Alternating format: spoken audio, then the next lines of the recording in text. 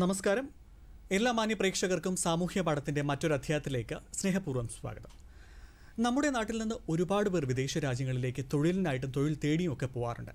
ഇത്തരത്തിൽ വിദേശ രാജ്യങ്ങളിൽ തൊഴിലിനായി പോകുന്നവർക്ക് ചെറുതും വലുതുമായിട്ടുള്ള ഒട്ടനവധി സംശയങ്ങൾ ഇതേക്കുറിച്ചിട്ടുണ്ടാകും. ഇത് മനസ്സിലാക്കി ഇന്നത്തെ സാമൂഹ്യ പാഠത്തിൽ നമ്മൾ ചർച്ച ചെയ്യുന്നത് വിദേശ രാജ്യങ്ങളിലെ തൊഴിൽ അവസരങ്ങൾ എന്ന വിഷയത്തെക്കുറിച്ചിട്ടാണ്. നിങ്ങളുടെ സംശയങ്ങൾക്ക് സ്ക്രീനിൽ എഴുതി കാണിച്ചിരിക്കുന്ന നമ്പറിൽ വിളിക്കാം. ഇന്നത്തെ അധ്യായത്തിൽ നമ്മുടെ അതിഥി Shri Anoop KA, managing director, overseas development and employment promotion consultant limited. നമുക്ക് അദ്ദേഹത്തെ ബഹുമാനപൂർവ്വം തന്നെ സാമൂഹ്യ പാഠത്തിലേക്ക് സ്വാഗതം ചെയ്യാം. നമസ്കാരം സർ, സാമൂഹ്യ പാഠത്തിലേക്ക് സ്വാഗതം. സർ, ആദ്യം തന്നെ ഈ പറയുന്നത് പോലെ നമ്മുടെ നാടുകളിൽ നിന്നും ഒരുപാട് പേരാണ് വിദേശ രാജ്യങ്ങളിലൊക്കെ തൊഴിലിനായിട്ട് പോകുന്നത്. അപ്പോൾ പ്രത്യേകിച്ച് ഈ ഒരു കോവിഡിൻ്റെ ഈ ഒരു പശ്ചാത്തലത്തിൽ നമുക്കറിയാം, നമ്മുടെ നാടുകളിൽ തന്നെ ഒരുപാട് പേർക്ക് ജോലി നഷ്ടമായി, അവരുടെ ശമ്പളം കുറഞ്ഞു. അതുപോലെ തന്നെയാണ് വിദേശ രാജ്യങ്ങളിലും സംഭവിച്ചിരിക്കുന്നത്. നമ്മളൊക്കെ വാർത്തകളിലൂടെ കേട്ടതാണ്. ആൾക്കാർക്ക് ജോലി നഷ്ടപ്പെട്ട ഒരുപാട് പേര് നാടുകളിലേക്ക് വന്നു. അവരുടെ ജോലിയുടെ കാറ്റഗറിയിൽ ഡിഫറൻസ് ഉണ്ടായി. അത്തരത്തിൽ ഒരുപാട് മാറ്റങ്ങൾ. അപ്പോൾ കോവിഡിന് മുമ്പും ഇപ്പോൾ നമ്മൾ കോവിഡിനോടൊപ്പം ജീവിക്കുകയാണല്ലോ. ഇപ്പോൾ ഒന്ന് താരതമ്യം ചെയ്യുമ്പോൾ സാറിൻ്റെ പഠനത്തിൻ്റെ ഫലമായിട്ട് എന്താണ് സാർ മനസ്സിലാക്കുന്നത്? അത് വിശദീകരിച്ചുകൊണ്ട് നമുക്ക് ഇന്നത്തെ ചർച്ച ആരംഭിക്കാം. തീർച്ചയായും രഞ്ജു, അത് ഈ കോവിഡ് എന്ന് പറയുന്നത് ലോകത്തെ മൊത്തം മാറ്റിമറിച്ച ഒരു സിറ്റുവേഷൻ, ഒരു പാൻഡമിക് വന്നു. അപ്പോൾ അത് നമ്മുടെ തൊഴിൽ മേഖലകളിലും ധാരാളം എഫക്റ്റ് ചെയ്തിട്ടുണ്ട്. പ്രധാനമായും നമ്മൾ കണ്ടെത്തിയത് ഇപ്പോൾ ഒരു യുദ്ധം വരുമ്പോഴത്തേക്കും ഏറ്റവും കൂടുതൽ ഇമ്പോർട്ടൻസ് എന്ന് പറയുന്നത് പട്ടാളക്കാർക്കാണ്. പക്ഷേ കോവിഡ് എന്ന മഹാമാരി വന്നപ്പോൾ ലോകം തിരിച്ചറിഞ്ഞൊരു കാര്യം, ആരോഗ്യ പ്രവർത്തകർക്കാണ് ലോകം മുഴുവൻ ഡിമാൻഡ് വന്നത്. എല്ലാ രാജ്യങ്ങളും, നമ്മളിപ്പോൾ അത് മിഡിൽ ഈസ്റ്റ് എടുക്കുകയാണെങ്കിലോ യൂറോപ്യൻ രാജ്യങ്ങൾ എടുക്കുകയാണെങ്കിലോ ആഫ്രിക്കൻ രാജ്യങ്ങൾ എടുക്കുകയാണെങ്കിലോ, കാരണം എല്ലാ രാജ്യത്തും കോവിഡ് വന്നു. കോവിഡ് വരാത്തതായിട്ട് ഒരു രാജ്യം റിപ്പോർട്ട് ചെയ്യപ്പെട്ടിട്ടില്ല. അപ്പോൾ എല്ലാ രാജ്യങ്ങളിലും ഈ ആരോഗ്യ പ്രവർത്തകരുടെ ഒരു സ്കേഴ്സിറ്റി ഉണ്ടായിട്ടുണ്ട്. അപ്പോൾ ഈ കോവിഡ് വന്ന ആ സമയം മുതൽ, അതായത് ഞങ്ങളുടെ ഓഫീസ് അടച്ചിട്ടേ ഇല്ല. എല്ലാവരും അടച്ചിട്ട സമയത്തെല്ലാം ഞങ്ങൾ ജോലി ചെയ്യായിരുന്നു. കാരണം അതിന് മാത്രം ആരോഗ്യ പ്രവർത്തകരുടെ റിക്വയർമെൻ്റ് ആണ് എല്ലാ രാജ്യങ്ങളിൽ നിന്നും വന്നത്. എസ്പെഷ്യലി മിഡിൽ ഈസ്റ്റ്, അതുപോലെ യൂറോപ്പിൽ UK ആണെങ്കിൽ പല രാജ്യങ്ങളിൽ നിന്നും ആരോഗ്യ പ്രവർത്തകരുടെ ഡിമാൻഡ് ഭയങ്കരമായിട്ട് കൂടി. ഈ ആരോഗ്യ പ്രവർത്തകർ എന്ന് പറയുമ്പോൾ ഫ്രണ്ട് ലൈൻ വർക്കേഴ്സായിട്ട് നമ്മൾ മെയിനായിട്ട് കാണുന്ന നഴ്സസ്, ഡോക്ടേഴ്സ്, അത് കൂടാതെയുള്ള ടെക്നീഷ്യൻസ് ഉണ്ട്. ഇപ്പോൾ MRI ടെക്നീഷ്യൻസ്, അല്ലെങ്കിൽ റേഡിയോളജി ടെക്നീഷ്യൻ, ഇങ്ങനെയുള്ള ആളുകളുടെയൊക്കെ ഡിമാൻഡ് വളരെ ഇതായിട്ട് കൂടിയിട്ടുണ്ട്. അപ്പോൾ ആരോഗ്യ പ്രവർത്തകർക്കാണ് ഈ കോവിഡ് കാലത്ത് ഏറ്റവും കൂടുതൽ ഡിമാൻഡ് വന്നത്. പിന്നെ ജോലി നഷ്ടപ്പെട്ട കാര്യങ്ങൾ നോക്കുകയാണെങ്കിൽ അതേപോലെ തന്നെ പല കമ്പനികളും ഇപ്പോൾ കൺസ്ട്രക്ഷൻ വർക്കിംഗ് പല സ്ഥലങ്ങളിൽ നിന്നുപോയായിരുന്നു. അപ്പോൾ കൺസ്ട്രക്ഷൻ നിന്നപ്പോഴത്തേക്കും അത് റിലേറ്റഡ് ആയിട്ടുള്ള ആളുകൾ, അതായത് ഇലക്ട്രീഷ്യൻസ്, പ്ലംബേഴ്സ്, മെയ്സൺസ്, ഇങ്ങനെയുള്ള ആളുകൾക്കൊക്കെ ജോലി നഷ്ടപ്പെട്ടിട്ടുണ്ട്. അതൊരു പാൻഡമിക്കിൻ്റെ ഒരു എഫക്റ്റാണ്, ഭാഗമായിട്ട് സംഭവിച്ചാണ് അത്. പക്ഷേ ഒത്തിരി പേര് തിരിച്ചു വന്നു. പക്ഷേ എൻ്റെ അറിവനുസരിച്ചിട്ട് ഒരുപാട് പേര് തിരിച്ചു പോയിട്ടുണ്ട്. കാരണം ഇപ്പോൾ UAE-യിലൊക്കെയാണ് നമ്മുടെ ഒരു 40 ലക്ഷത്തോളം മലയാളികളാണ് വിദേശ രാജ്യങ്ങളിൽ ജോലി ചെയ്യപ്പെടുന്നതാണ് ലേറ്റസ്റ്റ് കണക്ക്. ഈ 40 ലക്ഷത്തിൽ 93% ജോലി ചെയ്യുന്നത് മിഡിൽ ഈസ്റ്റ് രാജ്യങ്ങളിലാണ്.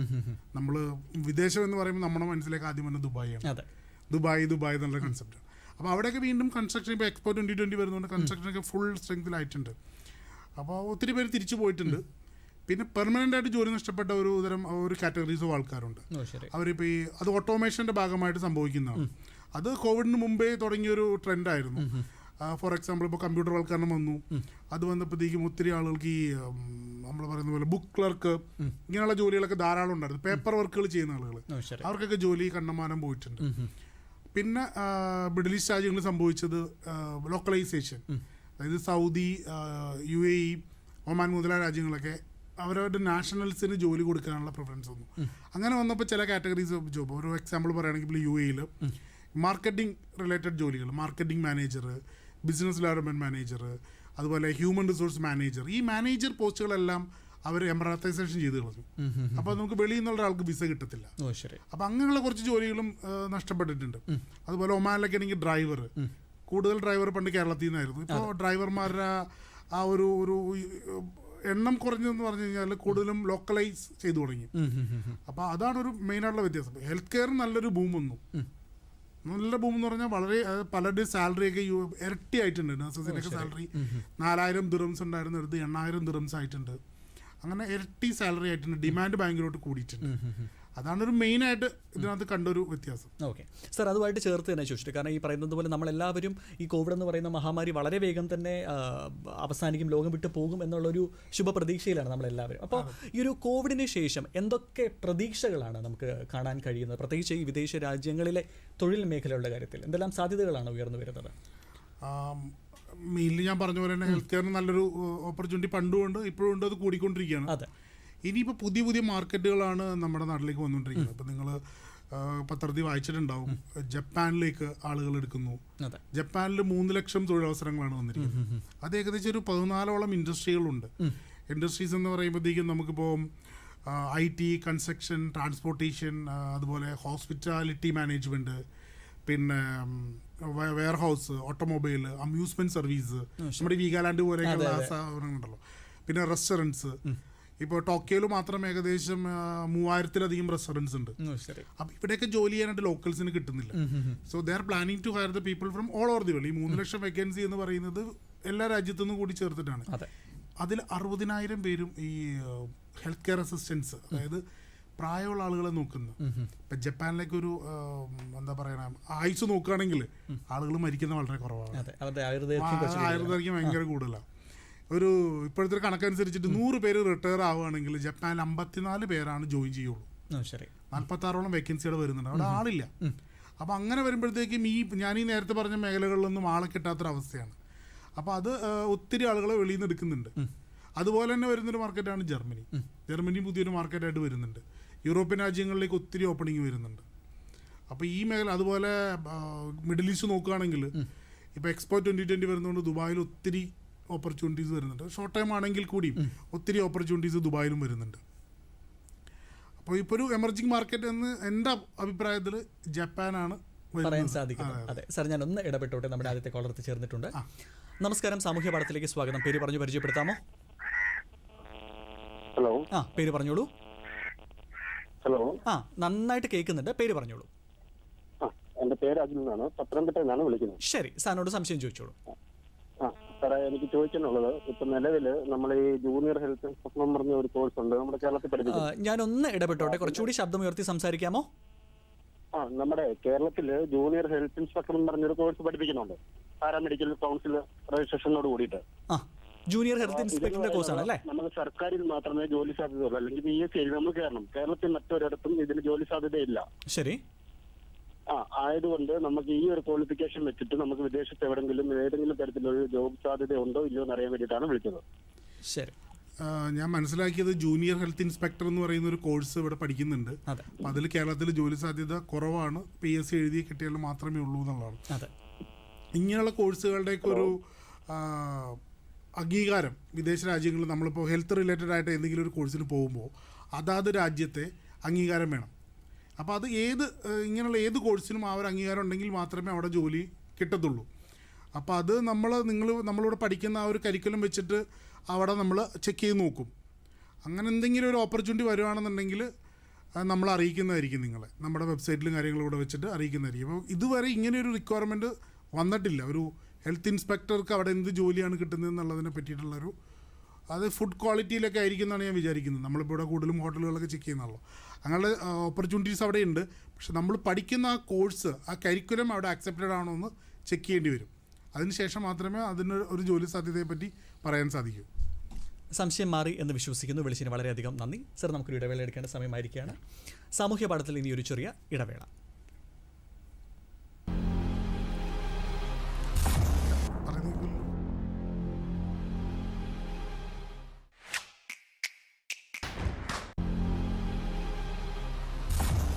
വീണ്ടും സ്വാഗതം സാമൂഹ്യ പാഠത്തിലേക്ക്.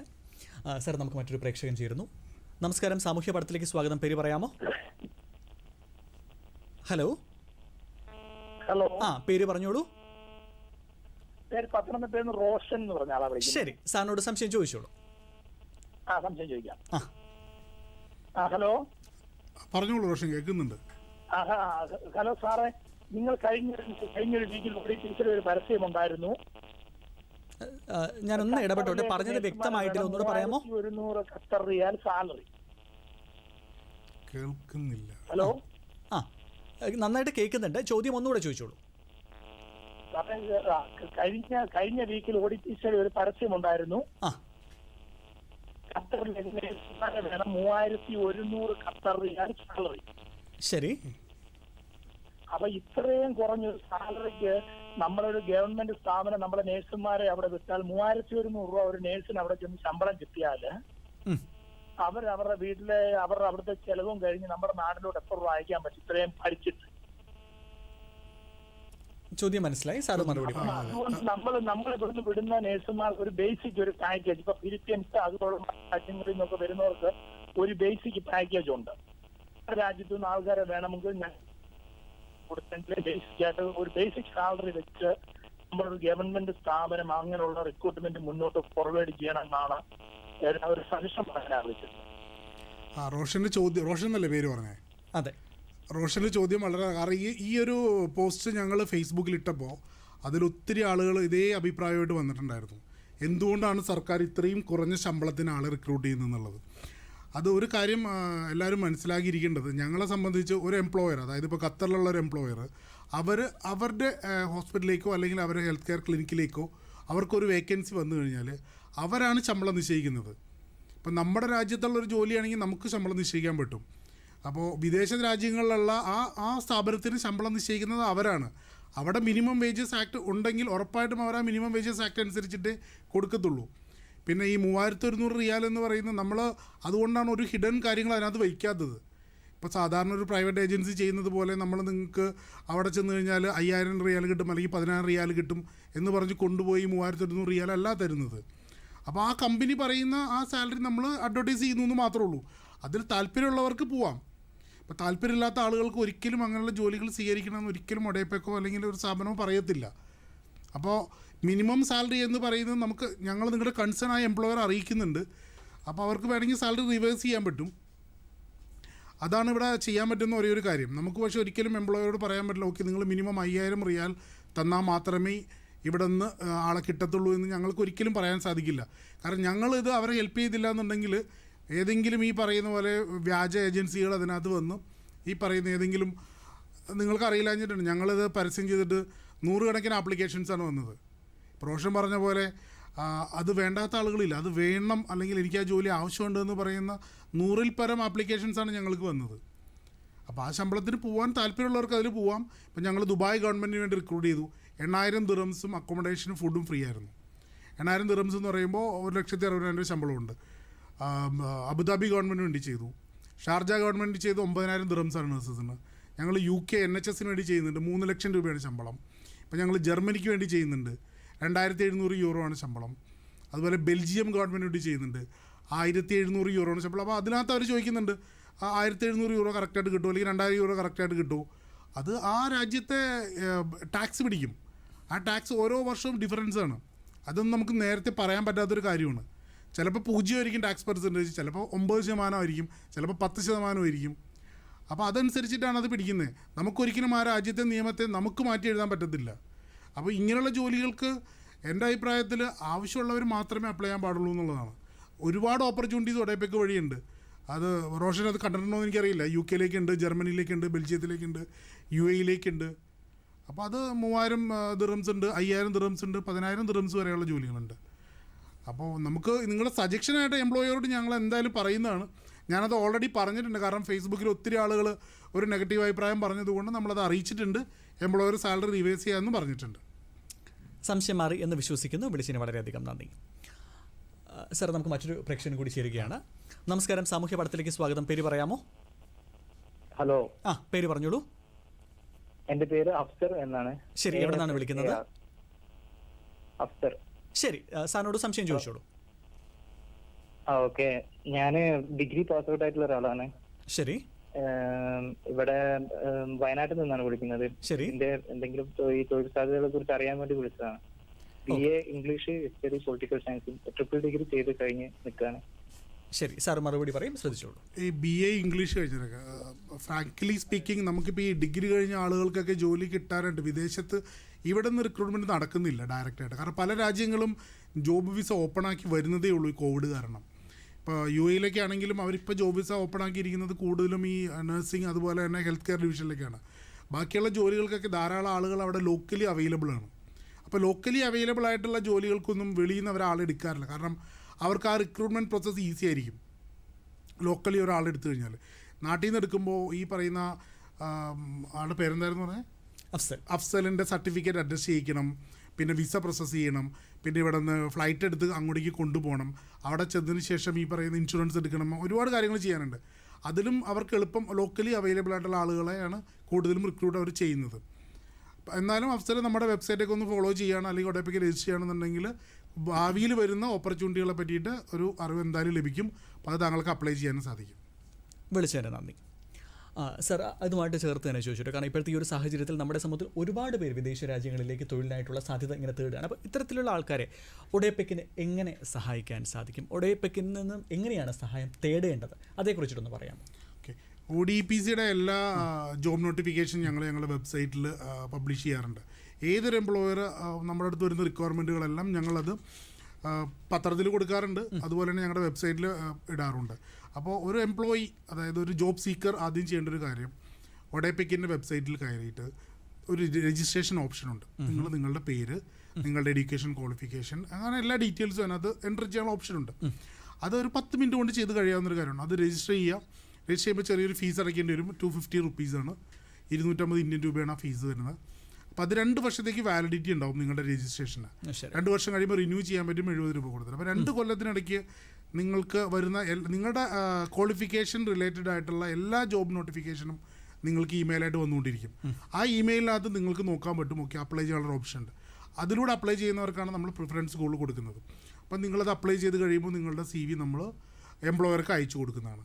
എംപ്ലോയറാണ് ഇൻ്റർവ്യൂ കണ്ടക്ട് ചെയ്തതും ഷോർട്ട് ലിസ്റ്റ് ചെയ്യുന്നത്. ഒഡേപെക്കിന് അതിൽ യാതൊരു റോളുമില്ല. കാരണം എംപ്ലോയീനെ നമ്മൾ ഗൈഡ് ചെയ്ത് കൊടുക്കുക, എംപ്ലോയറിലേക്ക് എത്തിച്ചു കൊടുക്കുക എന്നുള്ളതാണ്. ഒരു മിഡിൽ മാൻ ഒഴിവാക്കി നമ്മൾ ഡയറക്റ്റ് എംപ്ലോയിയും എംപ്ലോയറും തമ്മിലായിരിക്കും ഇൻട്രാക്ഷൻ. അപ്പോൾ എംപ്ലോയർ ഇൻ്റർവ്യൂ അറേഞ്ച് ചെയ്ത് കൊടുക്കാൻ പറഞ്ഞാൽ ഞങ്ങൾ അറേഞ്ച് ചെയ്ത് കൊടുക്കുന്നതാണ് അവർക്ക്. പിന്നെ ബാക്കി സെലക്ഷൻ കിട്ടിക്കഴിഞ്ഞാൽ ഓഫർ ലെറ്റർ കൊടുക്കുക, അതുപോലെ വിസ പ്രോസസ്സിങ്, ഇതെല്ലാം ഒഡേപെക്ക് ചെയ്ത് കൊടുക്കുന്നതാണ്. അപ്പോൾ നമ്മുടെ വെബ്സൈറ്റ് ഫോളോ ചെയ്യുക, സോഷ്യൽ മീഡിയ പ്ലാറ്റ്ഫോംസ് എല്ലാം ഫോളോ ചെയ്യുക, ഫേസ്ബുക്ക് ഫോളോ ചെയ്യുക, സ്ഥിരമായിട്ട് നോട്ടിഫിക്കേഷൻസ് അതിനകത്ത് വരാറുണ്ട്. ഓക്കെ സാർ, അപ്പോൾ ഇതിനകത്ത് നമ്മൾ രജിസ്റ്റർ ചെയ്യണമെന്ന് പറഞ്ഞല്ലോ സാർ, അപ്പം അതിൻ്റെ ഫീസ് സ്ട്രക്ചറിനെ കുറിച്ചിട്ടൊന്ന് പറയാമോ സാർ? അപ്പം അതിൽ നമ്മൾ സാധാരണ ഒരു ഡിഗ്രി അല്ലെങ്കിൽ ഒരു BSc നേഴ്സ് ഇങ്ങനെയുള്ള ആളുകൾക്കൊക്കെ വരുന്നത് 250 രൂപയാണ് ഫീസ് സ്ട്രക്ചർ വരുന്നത്. അത് 2 വർഷത്തേക്കാണ് ആ ഫീ വാങ്ങുന്നത്. അത് 2 വർഷം കഴിഞ്ഞ് കഴിഞ്ഞാൽ റിന്യൂ ചെയ്യാൻ പറ്റും. 2 വർഷത്തിന് ജോലി കിട്ടിയില്ലെങ്കിൽ റിന്യൂ ചെയ്യാൻ പറ്റും. അതിന് 70 രൂപയാണ് വാങ്ങുന്നത്. അത്ര ചെറിയൊരു ഫീസാണ് ഉള്ളത്. പിന്നെ മാസ്റ്റർ ഡിഗ്രി ഉള്ളവർക്ക് 600 രൂപ വരുന്നുണ്ട്. ഓക്കെ സാർ, നമുക്ക് മറ്റൊരു പ്രേക്ഷകൻ കൂടി ചേരുന്നു.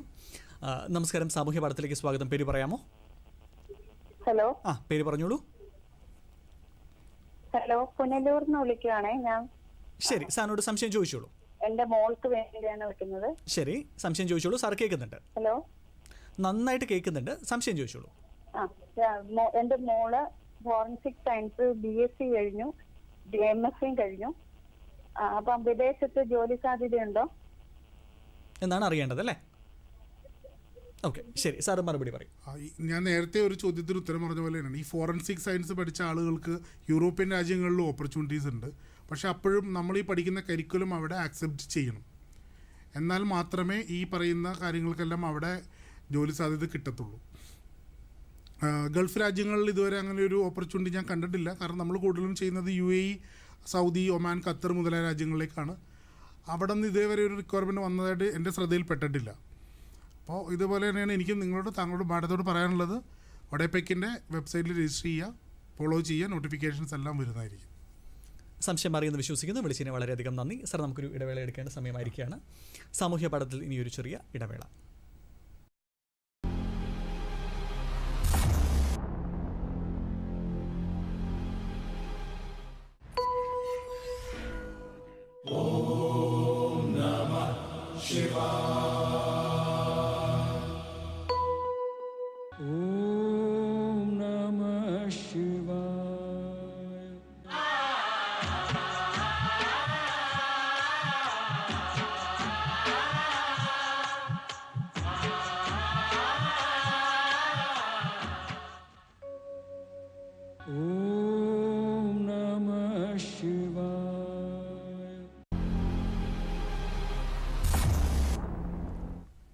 വീണ്ടും സ്വാഗതം സാമൂഹ്യ പാഠത്തിലേക്ക്. അപ്പോൾ സാർ നേരത്തെ പറയുകയുണ്ടായി, അതായത് ഈ ഒരു കോവിഡിനോടൊപ്പം അല്ലെങ്കിൽ കോവിഡ് വന്നതിന് ശേഷം ആഗോളതലത്തിൽ തന്നെ എല്ലാ രാജ്യങ്ങളിലേക്കും ഈ ആരോഗ്യ പ്രവർത്തകർക്ക് വളരെയധികം ആവശ്യങ്ങൾ കൂടി എന്ന് പറയുകയുണ്ടായല്ലോ. അപ്പോൾ അതുമായിട്ട് ചേർത്ത് തന്നെ ഇപ്പോൾ തൊഴിൽ സാധ്യത കൂടിയിട്ടുള്ള രാജ്യങ്ങൾ, അല്ലെങ്കിൽ പുതുതായിട്ട് നമുക്ക് പൊതുവേ കേൾക്കാറുണ്ട് ഇന്ന രാജ്യത്തിൽ കുറച്ച് ഓപ്പർച്യൂണിറ്റീസ് പുതുതായിട്ട് തുറന്നു, അപ്പോൾ അങ്ങനെയൊക്കെ പറയുന്ന പുതിയ തരത്തിലുള്ള രാജ്യങ്ങൾ ഏതൊക്കെയാണ് സാർ? അതിനെക്കുറിച്ചിട്ടൊന്ന് സംസാരിക്കാമോ?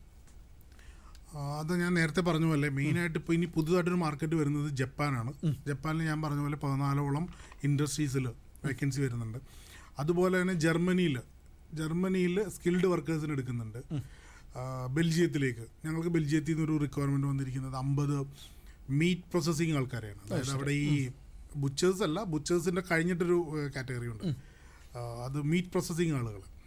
പക്ഷേ ഇവിടെയൊക്കെ ജോലി കിട്ടുമ്പോൾ നമ്മൾ ശ്രദ്ധിക്കേണ്ട ഒരു കാര്യം എന്ന് പറഞ്ഞു കഴിഞ്ഞാൽ അവർ മെയിനായിട്ട് നോക്കുന്ന ലാംഗ്വേജാണ്. ഇപ്പോൾ ജർമ്മനി ആണെങ്കിലും ശരി, ജപ്പാൻ ആണെങ്കിലും ശരി, ബെൽജിയം, ഈ രാജ്യങ്ങളെല്ലാം അവരുടെ ഭാഷ പഠിച്ചിരിക്കണം. അപ്പോൾ ഇനി വേണ്ടത് ഇനിയുള്ള കുട്ടികൾക്ക്, ഇപ്പോൾ നേരത്തെ ഒരാൾ പഠിക്കുന്ന കാര്യം പറഞ്ഞു, കുട്ടികൾ ശ്രദ്ധിക്കേണ്ട ഒരു കാര്യം എന്ന് പറഞ്ഞു കഴിഞ്ഞാൽ മൾട്ടി സ്കില്ലിംഗ് ആണ്. അതായത് സ്കില്ലിംഗ്, റീസ്കില്ലിംഗ്, അതുപോലെ അപ്പ് സ്കില്ലിംഗ്, ഇതൊക്കെയാണ് വേണ്ടത്.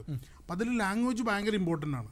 ഇപ്പോൾ ജപ്പാനിൽ ചെന്നിട്ട് നമ്മൾ ഇംഗ്ലീഷ് അറിഞ്ഞുകൊണ്ട് കാര്യമില്ല, ജപ്പാനീസ് ഭാഷ തന്നെ പഠിക്കണം. ജർമ്മനി ചെന്നിട്ട് ജർമ്മൻ സംസാരിക്കേണ്ടി വരും. അതിപ്പോൾ ബെൽജിയത്തിൽ ചെല്ലുകയാണെങ്കിൽ ഒരു ഏരിയയിലാണെങ്കിൽ ഡച്ച് ആണെങ്കിലും മറ്റേ ഏരിയയിൽ ഫ്രഞ്ച് ആയിരിക്കും. ഇപ്പോൾ ഫ്ലെമിഷും ഫ്ലാൻഡേഴ്സും നമ്മൾ വ്യത്യാസമാണ്. അപ്പോൾ നമ്മൾ ഈ ഭാഷകളെല്ലാം പഠിപ്പിക്കുന്നുണ്ട്. ഓഡെപെക്കിൻ്റെ കീഴിൽ ഒരു ലാംഗ്വേജ് ഇൻസ്റ്റിറ്റ്യൂട്ട് തന്നെയുണ്ട്, വലിയൊരു ലാംഗ്വേജ് ഇൻസ്റ്റിറ്റ്യൂട്ട് ഉണ്ട്. ആ ലാംഗ്വേജ് ഇൻസ്റ്റിറ്റ്യൂട്ടിൽ നമ്മളിപ്പോൾ ഡച്ച് പഠിപ്പിക്കുന്നുണ്ട്. ആദ്യത്തെ 23 കുട്ടികൾ ഇന്ത്യയിൽ നിന്ന് തന്നെ ആദ്യമായിട്ടാണ് അവർ പോകുന്നത്. ഇങ്ങനൊരു ജോലിക്ക് പോകുന്നത്. അപ്പോൾ അവർക്ക് വേണ്ടി നമ്മൾ ഒരു ഡച്ച് ടീച്ചറെ ബെൽജിയത്തിൽ നിന്ന് കൊണ്ടുവന്ന് ഒരു ബയോ ബബിൾ ഉണ്ടാക്കി അതിനകത്തിരുത്തിയാണ് പഠിപ്പിക്കുന്നത്. അപ്പോൾ ആദ്യത്തെ 21 കുട്ടികളുടെ എനിക്ക് തോന്നുന്നു ഓൾമോസ്റ്റ് ഡിസംബർ ആകുമ്പോൾ അവർ ഫ്ലൈ ചെയ്യും. അപ്പോൾ അവർ ഡച്ച് പഠിപ്പിച്ച് ഇവിടെ നിന്ന് പഠിച്ച് പോകണം. കാരണം ഭാഷ അറിയാതെ അവിടെ പോയിട്ട് കാര്യമില്ല. നമ്മുടെ സ്കിൽ എത്രത്തോളം ഉണ്ട്, അല്ലെങ്കിൽ നമ്മൾ എത്ര കഴിവുള്ള ആളാണെങ്കിൽ കൂടിയും നമ്മളൊരു ലോവർ ലെവലിൽ ജോലി ചെയ്യേണ്ടി വരും ഭാഷ അറിയില്ലെങ്കിൽ. നമ്മുടെ പ്രധാനം കമ്മ്യൂണിക്കേഷൻ വളരെ ഇമ്പോർട്ടൻ്റ് ആണ്. അപ്പോൾ സ്കില്ലാണ് ഇപ്പോൾ മെയിനായിട്ട് നോക്കുന്നത്. എഡ്യൂക്കേഷനേക്കാൾ കൂടുതൽ നമ്മളുടെ മറ്റുള്ള സ്കില്ലുകൾ. ഇപ്പോൾ ഒരാൾ നന്നായിട്ട് ഭാഷ സംസാരിക്കുന്ന ഒരാളാണെങ്കിൽ അയാൾക്ക് പെട്ടെന്ന് ഗ്രോത്ത് ഉണ്ടാകും ജോലികൾ. അപ്പോൾ ഞാൻ ഈ പറഞ്ഞ പോലെ ജപ്പാൻ, ജർമ്മനി, ബെൽജിയം തുടങ്ങിയ രാജ്യങ്ങളിലേക്ക് ഒത്തിരി ഓപ്പർച്യൂണിറ്റീസ് വരുന്നുണ്ട്. ഓക്കെ സാർ, നമുക്ക് മറ്റൊരു പ്രേക്ഷകൻ ചേരുന്നു. നമസ്കാരം, സാമൂഹ്യ പാഠത്തിലേക്ക് സ്വാഗതം. പേര് പറയാമോ? സജീഷ് തോമസ്. ശരി, സാറിനോട് സംശയം ചോദിച്ചോളൂ. തൃശ്ശൂർ സാർ, കേൾക്കാനില്ല, സംസാരിക്കാൻ പറ്റും. ശരി, സംശയം ചോദിച്ചോളൂ. ഞാന് ബികോം കഴിഞ്ഞാണ്, CMAയുടെ ഇന്റർവ്യൂ കഴിഞ്ഞു. ശരി. ഇപ്പൊ UK ബേസ്ഡ് ബാങ്കില് ചെന്നൈയില് 4 years ആയിട്ട് വർക്ക് ചെയ്യുന്നു. അപ്പോ വേറെ ഓപ്പർച്യൂണിറ്റീസ് അറിയാനായിട്ടാണ് പുറത്ത്. ഇത് തന്നെയാണ് എനിക്ക് പറയാനുള്ളത്. അതായത് നമ്മൾക്ക് ഈ ഇങ്ങനെ ഡിഗ്രി കഴിഞ്ഞ ആളുകൾ അല്ലെങ്കിൽ ഈ പറയുന്ന ബാങ്കിലെ ജോലി, ഈ ബാങ്ക് ജോലികളൊക്കെ ധാരാളം ഉണ്ട് എല്ലാ രാജ്യങ്ങളിലും. അതായത് മിഡിൽ ഈസ്റ്റിലാണെങ്കിലും ഇപ്പോൾ ദുബായിലാണെങ്കിലും UK-യിലാണെങ്കിലും എല്ലായിടത്തും ബാങ്കിലെ ജോലികൾ ധാരാളമുണ്ട്. പക്ഷെ അവരൊരു വിദേശ രാജ്യത്തു നിന്ന് റിക്രൂട്ട് ചെയ്യുന്നില്ല. കാരണം ഈ ജോലികൾക്കെല്ലാം ലോക്കലി അവൈലബിൾ ആണ്, ധാരാളം ആളുകൾ ലോക്കലി അവൈലബിൾ ആണ്. അപ്പോൾ അങ്ങനെയുള്ള ജോലികളൊന്നും ഒരിക്കലും നാട്ടിൽ നിന്നോ അല്ലെങ്കിൽ നമുക്ക് ഇവിടെ നിന്ന് കിട്ടാനുള്ള ചാൻസ് വളരെയധികം കുറവാണ്. പിന്നെ ആളുകൾ ചെയ്യുന്നൊരു കാര്യമുണ്ട്, ഇപ്പം നമ്മൾ കോമൺലി കാണുന്നതാണ്, ഞങ്ങൾ ചെയ്യുന്നില്ല, പക്ഷേ ആളുകൾ ചെയ്യുന്നൊരു കാര്യം ഇവിടെ നിന്നൊരു വിസിറ്റ് വിസ എടുക്കുക, എന്നിട്ട് അവിടെ പോവുക, അവിടെ പോയിരുന്ന ജോലി അന്വേഷിച്ച് കണ്ടുപിടിക്കുക. അങ്ങനെയുള്ള ആളുകൾ വിദേശ രാജ്യങ്ങളിൽ നിന്ന് ഒത്തിരി വരുന്നുണ്ട്. അപ്പോൾ ഇന്ത്യയിൽ നിന്ന് മാത്രമല്ലല്ലോ ഈ പറയുന്ന രാജ്യങ്ങളിലേക്ക് ആളുകൾ എടുക്കുന്നത്. പാകിസ്ഥാനിൽ നിന്നും ബംഗ്ലാദേശിൽ നിന്നും അതുപോലെ തന്നെ ഒരുപാട് ഏഷ്യൻ രാജ്യങ്ങളിൽ നിന്നൊക്കെ ആളുകൾ മിഡിൽ ഈസ്റ്റിലേക്ക് വരുന്നുണ്ട്. അപ്പോൾ അവരൊക്കെ അവിടെ നിന്ന് സെർച്ച് ചെയ്താണ് ഇങ്ങനെയുള്ള ജോലികളൊക്കെ കണ്ടുപിടിക്കുന്നത്. ഒരിക്കലും എൻ്റെ ഒരു അറിവിൽ ഇതുവരെ ഇങ്ങനെയുള്ള ജോലികൾക്ക് ആളെ അവരെടുത്തിട്ടില്ല. ഞാൻ പറഞ്ഞില്ലേ, ഒന്നെങ്കിൽ ബ്ലൂ കോളർ ജോലികളുള്ള ആൾക്കാരായിരിക്കും, അല്ലെങ്കിൽ സ്കിൽഡ്. ഇപ്പോൾ ഒരു കാർപ്പൻ്റർ റിക്വയർമെൻറ്റ് വരാറുണ്ട്, അതുപോലെ പ്ലംബറിന് റിക്വയർമെൻറ്റ് വരും, അല്ലെങ്കിൽ ഒരു മെയ്സന് റിക്വയർമെൻറ്റ് വരും. അപ്പോൾ ഈ പിന്നെ ഹെൽത്ത് കെയറിലുള്ള ഓൾമോസ്റ്റ് എല്ലാവരുടെയും റിക്വയർമെൻറ്റ് വരാറുണ്ട്. അല്ലാതെയുള്ള ജോലികൾക്ക് അവിടെ ലോക്കലി ആളുകൾ അവൈലബിൾ ആയതുകൊണ്ട് വിദേശ രാജ്യങ്ങളിൽ നിന്ന് ഇവിടെ വന്ന ആളെ എടുക്കാനുള്ള ചാൻസ് വളരെയധികം കുറവാണ്. വിളിച്ചു നന്ദി സാർ. നമുക്ക് മറ്റൊരു കോളറും കൂടി ചേരുന്നു. നമസ്കാരം, സാമൂഹ്യ പാഠത്തിലേക്ക് സ്വാഗതം. പേര് പറയാമോ? ഹലോ, നമസ്കാരം, പേര് പറഞ്ഞോളൂ. ഹലോ. ടിവിയുടെ അതെ, ശരി, ടിവിയുടെ ശബ്ദം കുറച്ചതിന് ശേഷം ടിവിയിൽ ശ്രദ്ധിക്കാണ്ട് സാറിനോട് സംശയം ചോദിച്ചു.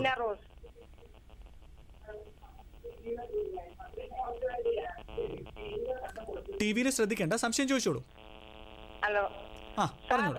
MSc മൈക്രോബയോളജി കഴിഞ്ഞിട്ടുണ്ട് സാർ. MSc microbiology. ശരി. MSc മൈക്രോബയോളജി കഴിഞ്ഞ് ജോലി എത്ര വർഷം എക്സ്പീരിയൻസ് വേണമെന്നറിയാൻ. അതെ, വിദേശത്ത് തൊഴിൽ സാധ്യത ഉണ്ടോ എന്നാണ് അറിയേണ്ടത് അല്ലേ? ആ സാറ് മറുപടി പറയും, ശ്രദ്ധിച്ചോളൂ. ഈ MSc മൈക്രോബയോളജി കഴിഞ്ഞവർക്കൊക്കെ, അതായത് ഒരു മിനിമം 2 കൊല്ലത്തെങ്കിലും എക്സ്പീരിയൻസ് ഉണ്ടെങ്കിൽ മാത്രമേ അവിടെ പോയിട്ട് നമുക്കൊരു ലൈസൻസ് എടുക്കാൻ പറ്റത്തുള്ളൂ. അവിടെ ഏത് രാജ്യത്ത് വർക്ക് ചെയ്യാൻ ചെന്നാലും നമ്മൾ അവിടുത്തെ ഒരു ലോക്കൽ ലൈസൻസ് എടുക്കേണ്ടി വരും ചില ജോലികൾക്കെല്ലാം. പ്രത്യേകിച്ച് ഇങ്ങനെയുള്ള ഈ ലാബ് റിലേറ്റഡ് അങ്ങനെയുള്ള ജോലികൾക്കെല്ലാം അവിടുത്തെ ലൈസൻസ് എടുക്കേണ്ടി വരും. അതിന് ഒരു മിനിമം നമ്മുടെ നേറ്റീവ് പ്ലേസ്, അതായത് നമ്മുടെ ലാൻഡിൽ, നമ്മുടെ രാജ്യത്ത് അവിടെ മിനിമം 2 വർഷത്തെ എക്സ്പീരിയൻസ് എങ്കിലും വേണം. എങ്കിൽ മാത്രമേ നമുക്കിത് പ്രോസസ്സ് ചെയ്യാൻ പറ്റൂ. ഫ്രഷേഴ്സിന് എടുക്കുന്നത് ഫ്രഷേഴ്സിന് എടുക്കുന്നതല്ല, ഫ്രഷേഴ്സിന് ജോലി കിട്ടത്തില്ല. കാരണം അവരത് പാസ്സായി വരാനുള്ള ചാൻസ് വളരെ കുറവാണ്. അപ്പം മിനിമം 2 കൊല്ലമെങ്കിലും എക്സ്പീരിയൻസ് വേണ്ടി വരും. സംശയം മാറി എന്ന് വിശ്വസിക്കുന്നു. വിളിച്ചതിന് വളരെയധികം നന്ദി. സാർ നേരത്തെ പറയുന്നുണ്ട്, ഇത്തരത്തിൽ വിദേശ രാജ്യങ്ങളിലേക്ക് തൊഴിലിനായിട്ട് പോകുന്നവർ ആ രാജ്യത്തിൻ്റെ പ്രാദേശിക ഭാഷ പഠിച്ചിരിക്കുന്നത് വളരെയധികം അത്യാവശ്യമുള്ളൊരു കാര്യമാണെന്ന് പറയുന്നുണ്ടായിരുന്നു. അപ്പം അത് ഒഡെപിക്കിൻ്റെ കീഴിൽ അതിനുള്ള സംവിധാനവുമുണ്ട്. അപ്പോൾ സാർ അതുമായിട്ട് ചേർത്ത് തന്നെ ചോദിച്ചു. കാരണം ഈ പറയുന്നത് പോലെ പലപ്പോഴും വിസ വന്നിട്ടാണോ അല്ലെങ്കിൽ നമുക്കൊരു ജോബ് സിലക്ഷൻ ആയിട്ടാണോ ഇത്തരത്തിലുള്ള ഭാഷാ ക്ലാസ്സുകൾക്ക് വരേണ്ടത്? അതോ നമുക്കിപ്പോൾ ഒരു രാജ്യത്തേക്ക് പോകണമെന്ന് ആഗ്രഹമുണ്ടെങ്കിൽ നമുക്ക് വേറെ വിസയോ അല്ലെങ്കിൽ ഇൻ്റർവ്യൂ ഒന്നും അറ്റൻഡ് ചെയ്യാണ്ട് തന്നെ വോളണ്ടറിലി നമുക്ക് പഠിക്കാൻ സാധിക്കുമോ? അതായത് വിസ വന്നതിന് ശേഷം പഠിക്കാമെന്ന് നടക്കില്ല. കാരണം ഇതിൻ്റെ ഒരു പ്രോസസ്സ് ഞാൻ പറഞ്ഞുതരാം. ശരി. ഒരു ലാംഗ്വേജ് നമ്മൾ പഠിക്കണമെങ്കിൽ, ഇപ്പോൾ ഒരു എക്സാമ്പിൾ പറയുന്നത് ജർമ്മൻ ലാംഗ്വേജ് പഠിക്കണമെങ്കിൽ 4 ലെവലാണ്. A1, A2, B1, B2. ഈ 4 ലെവൽ പഠിക്കാൻ മിനിമം ടൈം ഇവിടെ പറയുന്നത് 6 months to 8 months ആണ് മിനിമം ടൈം. അതായത് നമ്മൾ ഫസ്റ്റ് ടൈം എക്സാം പാസ്സാവുകയാണെങ്കിൽ ഇപ്പോൾ A1 പഠിക്കാനായിട്ടൊരു 2 മാസം വേണ്ടി വരും, A2 പഠിക്കാൻ 2 മാസം വേണ്ടി വരും, B1 പഠിക്കാൻ 2 മാസം വേണ്ടി വരും. അപ്പോൾ തന്നെ 6 മാസമായി. B2 പഠിക്കാനായിട്ട് 4 മാസം വരെ വേണ്ടി വരുന്നുണ്ട്. അപ്പോൾ ഒരു 10 മാസത്തോളം അതിനുവേണ്ടി ചിലവാകും, നമ്മൾ സ്പെൻഡ് ചെയ്യേണ്ടി വരും. ഇതേപോലെ തന്നെയാണ് ജപ്പാൻ ഭാഷ പഠിക്കുന്നത്. A1, A2, B1, B2 ഇത് വേണ്ടി വരും. അപ്പോൾ ആ ഒരു ടൈം നമ്മൾ നേരത്തെ നോക്കണം. അതുകൊണ്ടാണ് ഞാൻ പറയുന്നത്, ഇപ്പോൾ പഠിച്ചുകൊണ്ടിരിക്കുന്ന കുട്ടികൾ ജോലിക്ക് വേണ്ടി ഇപ്പോൾ ഡിഗ്രി കഴിഞ്ഞ് 1-2 ആളുകൾ വിളിച്ചായിരുന്നു. ഒരു എക്സാമ്പിൾ ഞാൻ എൻ്റെ തന്നെ പറയാം. ഇപ്പം എൻ്റെ പെങ്ങളുടെ മകനുണ്ട്, സിസ്റ്ററിൻ്റെ മകനുണ്ട്. He's doing his BCA. ആൾ BCA ചെയ്തുകൊണ്ടിരിക്കുകയാണ്. അപ്പോൾ ആൾ ഇപ്പോൾ ഫൈനൽ ഇയർ ആണ്. ആൾ ജപ്പാൻ ഭാഷ പഠിച്ചുകൊണ്ടിരിക്കുക. അപ്പം ഞാൻ അവനോട് ചോദിച്ചു, നീ എന്തിനാണ് ഈ ജപ്പാൻ ഭാഷ പഠിക്കുന്നത്, എന്തുകൊണ്ടാണ് ജപ്പാൻ ഭാഷ നീ സെലക്ട് ചെയ്യാൻ കാരണം? അപ്പോൾ അവൻ എന്നോട് പറഞ്ഞത്, ഞാനിത് പഠിച്ചിട്ട് എനിക്ക് ജപ്പാനിൽ ഓട്ടോമേഷൻ പഠിക്കാൻ പോകണം, ആനിമേഷൻ പഠിക്കാൻ പോകണം. ചോദിച്ചു, അങ്ങനെ പോയിട്ട് ഇപ്പം നിനക്ക് ജപ്പാൻ പഠിച്ചു കഴിഞ്ഞാൽ ജപ്പാനിൽ മാത്രമല്ല ജപ്പാൻ ഭാഷ സംസാരിക്കുള്ളൂ, നിനക്ക് വേറെ ഓപ്പർച്യൂണിറ്റി ഒന്നും കിട്ടില്ലല്ലോ എന്ന് പറഞ്ഞു. അപ്പോൾ അവൻ എന്നോട് പറഞ്ഞൊരു വളരെ ഇമ്പോർട്ടൻ്റ് ആയിട്ടുള്ളൊരു കാര്യമുണ്ട്. ഞാൻ കുട്ടികൾ ഇതൊക്കെ സെർച്ച് ചെയ്ത് പഠിക്കുന്നതിനെ അപ്രീഷിയേറ്റ് ചെയ്യാണ്. അവൻ പറഞ്ഞത്, അമ്മ ഞാൻ ജപ്പാൻ ഭാഷ പഠിച്ചു കഴിഞ്ഞാൽ എനിക്ക് ഇംഗ്ലീഷ് അറിയാം, ജപ്പാനീസും അറിയാം. അപ്പോൾ ഈ ജപ്പാൻ കമ്പനികൾ ലോകത്തെല്ലായിടത്തും ഉണ്ട്. ജപ്പാൻ്റെ എല്ലാ കമ്പനികളും കാനഡയിലുണ്ട്, ഓസ്ട്രേലിയയിലുണ്ട്, അതുപോലെ US-ലുണ്ട്, UK-ലുണ്ട്, എല്ലാ രാജ്യങ്ങളിലും ഉണ്ട്, UAE എല്ലായിടത്തും ഉണ്ട്. ഈ രാജ്യങ്ങളിലെല്ലാം ഞാനൊരു CV സബ്മിറ്റ് ചെയ്യുമ്പോൾ എൻ്റെ ഹയർ ക്വാളിഫിക്കേഷൻ ആയിരിക്കും. കാരണം I know English and I know Japanese. അപ്പോൾ ജപ്പാനിലുള്ളവർക്കെല്ലാം ജപ്പാനീസ് അറിയാമെങ്കിലും ഇംഗ്ലീഷ് അറിയാൻ പാടില്ല. അപ്പോൾ ഇങ്ങനൊരു എംപ്ലോയിനെയാണ് ഇപ്പോൾ ലോകം നോക്കുന്നത്. അപ്പോൾ അവരുടെ മാർക്കറ്റ് ഏറ്റവും കൂടുതൽ നടക്കുന്നത് ഇങ്ങനെയുള്ള ക്വാളിഫിക്കേഷൻ ഉള്ളവർക്കാണ്. അപ്പോൾ ഒരു ഭാഷ പഠിക്കുന്നതുകൊണ്ട് നമുക്ക് എപ്പോഴും ഒരു അഡ്വാൻറ്റേജ് ആയിരിക്കും. കാരണം ഇംഗ്ലീഷ് അറിയാവുന്ന ഒരാൾ ഒരു എക്സ്ട്രാ ഭാഷ പഠിക്കുമ്പോൾ അത് നമുക്ക് നമ്മുടെ ജോബ് പ്രൊഫൈലിൽ അങ്ങനെയുള്ള ആളുകൾക്ക് പെട്ടെന്ന് ജോലി കിട്ടും, ഹൈലി പെയ്ഡും ആയിരിക്കും. മനസ്സിലായി. അപ്പോൾ ലാംഗ്വേജ് പഠിക്കുമ്പോൾ അങ്ങനെയുള്ള കാര്യങ്ങൾ ശ്രദ്ധിക്കാനുണ്ട്. അതിൻ്റെ കൂടെ തന്നെ ഞാൻ ആഡ് ചെയ്യാണ്, ലാംഗ്വേജിന് കൂടെ തന്നെ കൾച്ചറൽ ഡിഫറൻസ് നമ്മൾ ഒത്തിരി ശ്രദ്ധിക്കേണ്ട ഒരു കാര്യമുണ്ട്. Cultural difference. സാർ ഞാനൊന്ന് ഇടപെട്ടോട്ടെ, നമുക്ക് അതേക്കുറിച്ച് സംസാരിക്കാം ഒരു കോളറിന് ശേഷം. ശരി. നമസ്കാരം, സാമൂഹ്യ പാഠത്തിലേക്ക് സ്വാഗതം. പേര് പറഞ്ഞ് പരിചയപ്പെടുത്താമോ? ഹലോ, നമസ്കാരം, പേര് പറഞ്ഞോളൂ. TV-യിൽ ശ്രദ്ധിക്കണ്ട, TV-യുടെ ശബ്ദം കുറച്ചതിന് ശേഷം സംസാരിച്ചോളൂ. പേര് പറഞ്ഞോളൂ. ഹലോ, എന്റെ പേര് വിളിക്കുന്നത്. ശരി, സാറിനോട് സംശയം ചോദിച്ചോളൂ. മകന്റെ ആവശ്യത്തിന് വേണ്ടിയാണ് വിളിക്കുന്നത്. ശരി. മകൻ BTech കഴിഞ്ഞ് ഇലക്ട്രോണിക് ആൻഡ് കമ്മ്യൂണിക്കേഷൻ ആയിരുന്നു വിഷയം. ഇപ്പോ KSEB കരാർ താൽക്കാലികമായിട്ട് വർക്ക് ചെയ്യുന്നുണ്ട്. ശരി. അവൻ പുറത്ത് എവിടെയെങ്കിലും പോകണമെന്നുണ്ട്. അവനെന്തെങ്കിലും ജോലി സാധ്യത ഇതുപോലെ കിട്ടുമോ? സാർ മറുപടി പറയും, ശ്രദ്ധിച്ചോളൂ. ഇലക്ട്രോണിക്സ് എഞ്ചിനീയറിംഗ് എന്നല്ലേ പറഞ്ഞത്? അങ്ങനെയല്ലേ? അതെ. ഓക്കെ. ഈ എഞ്ചിനീയേഴ്സിനൊക്കെ ഇപ്പോൾ ധാരാളം ഓപ്പർച്യൂണിറ്റികൾ വരുന്നുണ്ട്. ഒരു എക്സാമ്പിൾ ഞാൻ പറയുകയാണെങ്കിൽ, ഇപ്പോൾ ചൈനയും കൊറിയയെല്ലാം അവരുടെ ബിസിനസ്, അവരുടെ കൺസ്ട്രക്ഷൻ ബിസിനസ്, അതുപോലെ ഷിപ്പ് ബിൽഡിംഗ് ബിസിനസ്സുകളെല്ലാം കൂടെ വിയറ്റ്നാമിലേക്ക് ഷിഫ്റ്റ് ചെയ്തിട്ടുണ്ട്. അങ്ങനെ വരുമ്പോഴത്തേക്കും ഈ എഞ്ചിനീയേഴ്സിനാണ് അവിടെ ധാരാളം ഓപ്പർച്യൂണിറ്റീസ് വരുന്നത്. അപ്പോൾ അതുപോലെ തന്നെ പല രാജ്യങ്ങളിൽ ഇപ്പോൾ എഞ്ചിനീയേഴ്സിൻ്റെ ഡിമാൻഡുകൾ കൂടിക്കൂടി വരുന്നുണ്ട്. പിന്നെ ഒരു പ്രോബ്ലം നമ്മൾ കാണുന്നത് ഡിമാൻഡും സപ്ലൈയും ഒരേപോലെ തന്നെയാണ്. എഞ്ചിനീയേഴ്സിൻ്റെ ഡിമാൻഡിനേക്കാൾ കൂടുതൽ സപ്ലൈ ആണ് നമ്മുടെ നാട്ടിലെ എഞ്ചിനീയേഴ്സിന്. അപ്പോൾ അതുകൊണ്ടൊരു കോമ്പറ്റീഷൻ ആ ഫീൽഡിൽ ഉണ്ട് എന്ന് മാത്രമേ ഉള്ളൂ. പക്ഷേ ഓപ്പർച്യൂണിറ്റീസ് ധാരാളമുണ്ട്. സംശയം അറിയുമെന്ന് വിശ്വസിക്കുന്നു. വിളിച്ചതിന് വളരെയധികം നന്ദി സർ. നമുക്കൊരു ഇടവേളയ്ക്കുള്ള സമയമാണ്. ഇനിയൊരു ചെറിയ ഇടവേള.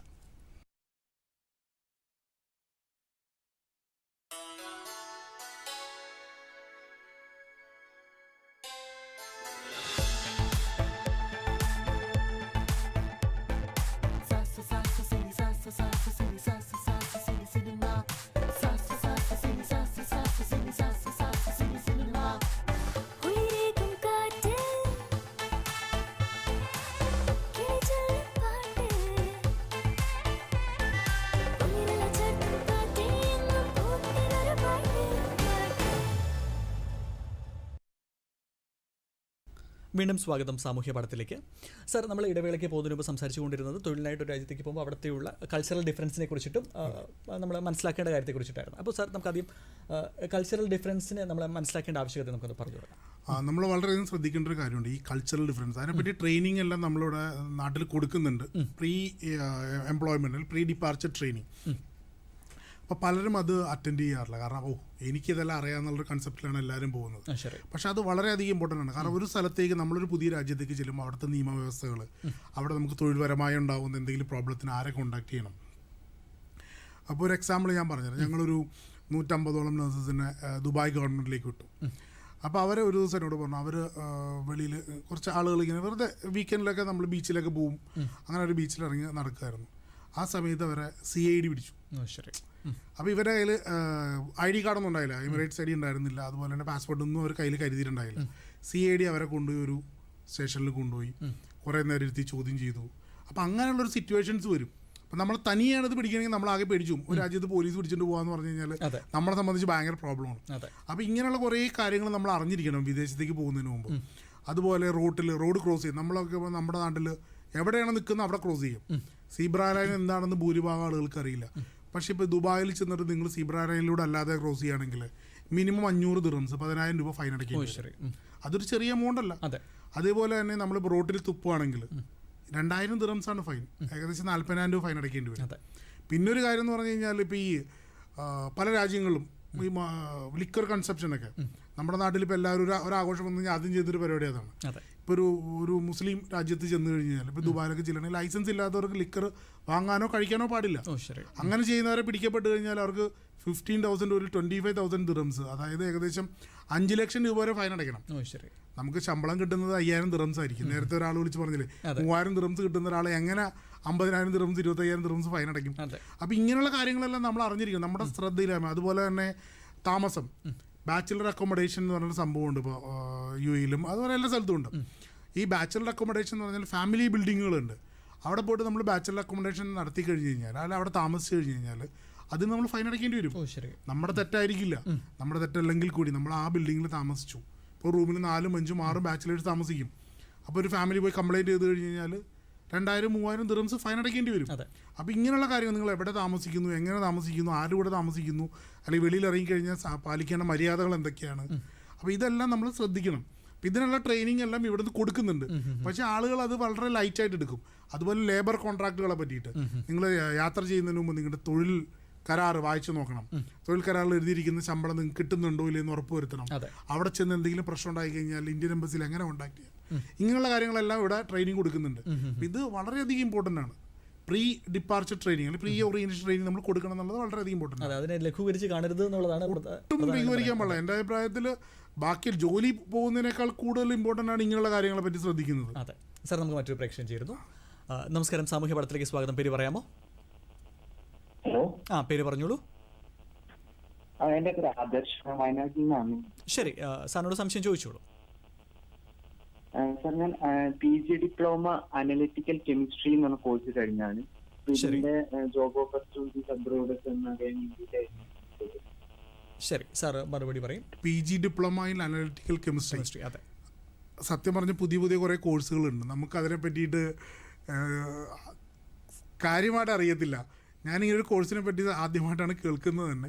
ഇങ്ങനൊരു കോഴ്സ് എൻ്റെ ഒരു റിക്വയർമെൻ്റ് അനുസരിച്ച് ഇതുവരെ ഞാൻ കണ്ടിട്ടില്ല. ഇനി അഥവാ എന്തെങ്കിലും വരുവാണെന്നുണ്ടെങ്കിൽ നമ്മൾ എന്തായാലും ഇങ്ങനെ താങ്കൾ സംസാരിക്കുന്നുണ്ട്. കേൾക്കാൻ പറ്റുന്നുണ്ടോ ഞാൻ പറയുന്നത്? കേൾക്കുന്നുണ്ട് സാർ, തുടരാം. ഓക്കെ, ഏത് ഫീൽഡിലാണ് താങ്കൾ ജോലി ചെയ്യുന്നത്? ഹലോ, കോളർ പോയോ? ലൈനിലുണ്ട് സാർ.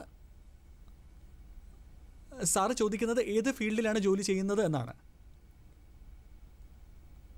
ഓക്കെ സാർ, കോൾ കട്ടായി നോക്കും. അപ്പോൾ ഇങ്ങനെയുള്ള ഒരുപാട് കോഴ്സുകളുണ്ട്. അപ്പോൾ അവരെ അത് ഏത് മേഖലകളിലാണെന്നുള്ളതാണ് നമ്മൾ മെയിനായിട്ട് ആദ്യം നോക്കേണ്ടത്. അപ്പോൾ അങ്ങനെ റിക്വയർമെൻറ്റ് വരുവാണെന്നുണ്ടെങ്കിൽ വളരെ റെയറാണ് ഇങ്ങനെയുള്ള, കാരണം അങ്ങനെയുള്ള ഓപ്പർച്യൂണിറ്റീസ് തന്നെ കുറവായിരിക്കും. അല്ല, അപ്പോൾ എനിക്ക് തോന്നി ഇപ്പോൾ ഇത്തരത്തിലുള്ള നമുക്ക് ജോബ് ഓപ്പർച്യൂണിറ്റീസിനെ കുറിച്ചൊക്കെ അറിയണമെങ്കിൽ ഒഡെപെക്കിൽ രജിസ്റ്റർ ചെയ്ത് കഴിഞ്ഞാൽ എന്തായാലും അറിയാൻ പറ്റും. കാരണം എല്ലാ ഓപ്പർച്യൂണിറ്റികളും നമ്മൾ അതിനകത്ത് ഇടുന്നുണ്ട്. പിന്നെ അതുപോലെ നമ്മൾ എംപ്ലോയറോട് പറയും, ഓക്കെ ഇപ്പം ഞങ്ങൾക്ക് 10 ആളുകളുണ്ട് ഈ ഒരു ഡിപ്ലോമ കെമിക്കൽ അദ്ദേഹം നേരത്തെ പറഞ്ഞ കോഴ്സ് കഴിഞ്ഞ 10 ആളുകളുണ്ട്. അത് നമ്മൾ ആ കൺസേൺഡ് എംപ്ലോയേഴ്സിനെ അറിയിക്കും. അങ്ങനെ അറിയിക്കുമ്പോൾ അവർ ഓക്കെ നിങ്ങളുടെ അടുത്ത് ഇങ്ങനെ ആളുകളുണ്ടോ എന്ന് അവരറിയും. അപ്പോൾ അത് നമ്മൾ ഈ ആൾക്കാർ സപ്ലൈ ചെയ്യും. Actually we are doing labour supply അല്ലേ. അപ്പോൾ അങ്ങനെയുള്ള ആളുകൾ നമ്മൾ അവർ അങ്ങോട്ട് പറയും.